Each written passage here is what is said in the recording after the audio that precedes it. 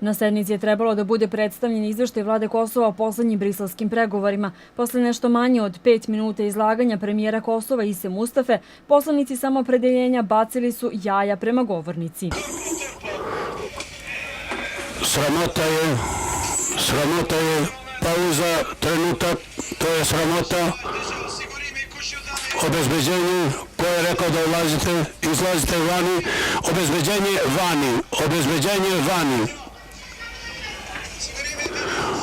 obezbeđenje vani, pauza.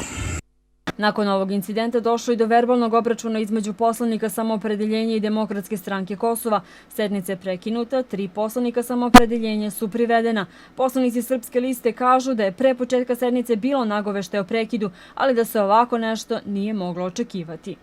Imali smo nagoveštaja da će se desiti nešto na samom početku sednice, ali zaista nismo očekivali ovako jedno nepristojno ponašanje poslanika u Skupštini, znači ponašanje koje ne doliči kodeksu ponašanja koji treba da se ophode i da se ponašaju poslanici u samoj Skupštini na samoj sednici. Da budemo najiskreniji, nije baš tipično da se gađa premijer jajima. Zbog toga je taj protest neobičan, a dosta su imali drugačije vidove protesta, kroz neučestvovanje ili kroz sprečavanje predsjedavajućeg da vodi Skupštinu. U ovom slučaju mislim da su otišli korak dalje. Sad nije na meni da osuđujem ili da presuđujem da li je to dobro ili loše. U svakom slučaju mislim da nije bila jedna tipična slika.